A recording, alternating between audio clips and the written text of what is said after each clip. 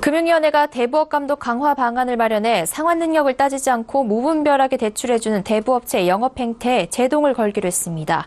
금리 상승이 본격적으로 시작된 상황에서 그동안 은행과 저축은행 등에 비해 규제가 덜했던 대부업에서 가계부채 부실이 커지는 것을 막기 위한 조치입니다. 이번 방안을 통해 대부업자의 영업 단계별 불건정 행위를 예방하고 서민 대상 신용 공급자로서의 책임성을 강화하겠다는 게 금융위의 설명입니다. 자세한 이야기 정은규 기자와 나눠보겠습니다.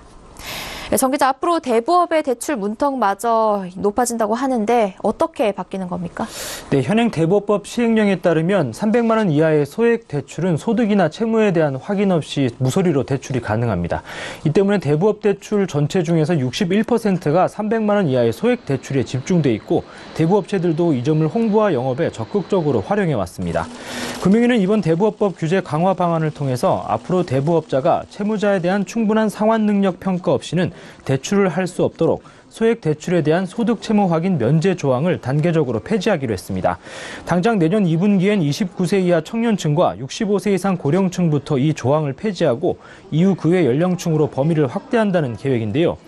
이에 따라 29세 이하면서 아무 소득이 없는 대학생이나 취업준비생, 또 65세 이상인 주부 등은 당장 내년 2분기부터 사실상 대부업 신용대출을 받을 수 없게 됩니다. 소득심사와 함께 신용조회도 의무화하기로 했는데요. 현재 대부분의 대부업체가 신용대출은 신용조회를 통해서 연체 여부 등을 확인하지만 담보대출은 신용조회 없이 내주기도 합니다.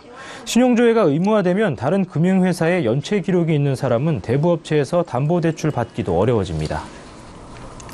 네, 갚을 능력을 확인할 수 없으면 돈을 빌려주지 않겠다라는 기존 금융권의 그 대출 규제 같은 맥락인데요. 또 이 밖에도 금융위가 대출 단계별로 불건정 행위를 차단하겠다라고 했는데 이건 어떤 내용입니까? 네, 대출 과정은 광고 등 영업에서부터 상품 설명, 계약, 끝으로 회수하는 과정으로 나눌 수 있는데요. 우선 영업 단계에서는 대부 광고의 노출 제한과 내용에 대한 심의를 강화해서 불필요한 대출 유발을 최소화하기로 했습니다. 구체적으로는 대부업 광고는 2회 연속으로 할 수 없고 주요 시간대인 밤 10시부터 12시엔 노출 비중이 제한됩니다. 또 당장, 단박에처럼 쉬운 대출을 유도하는 자극적인 표현은 금지되고 대신 과도한 차입은 위험하다는 경고를 반드시 음성으로 내보내야 합니다. 규제를 준수하지 않을 경우 제재금 부과 금액도 기존 500만 원에서 5천만 원으로 상향 조정키로 했습니다. 설명과 계약 단계에서는 대부업자가 불공정한 약관을 통해 소비자에게 불리한 조건을 적용하지 않도록 금융감독원에 대부약관 심사권을 도입하기로 했습니다.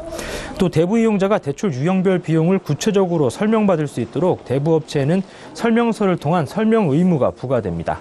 끝으로 회수 단계에서는 연대 보증을 원칙적으로 금지하기로 했는데요.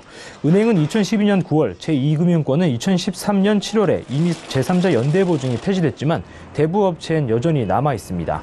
대부업자가 연대 보증인에게 보증인이 아닌 참고인에 불과하다는 식의 거짓 설명을 해서 피해자가 발생하는 사례도 적지 않은데요. 이에 따라 대부업체도 행정지도를 통해 연대 보증을 금지하고 기존 보증분도 자율적으로 감축을 유도할 방침입니다. 다만 불가피한 예외적인 경우는 연대 보증을 허용하는 것도 검토할 계획인데요.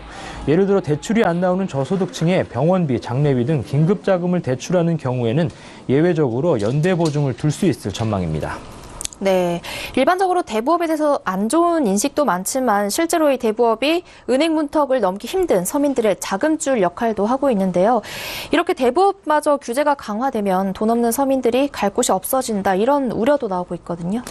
네, 당장 대부업계에서는 과도한 규제라는 반발이 나오고 있는데요. 내년 2월에는 법정 최고 금리도 27.9%에서 24%로 낮아질 예정입니다. 여기 새로운 규제까지 도입되면 대출 영업이 크게 위축될 수 있기 때문인데요.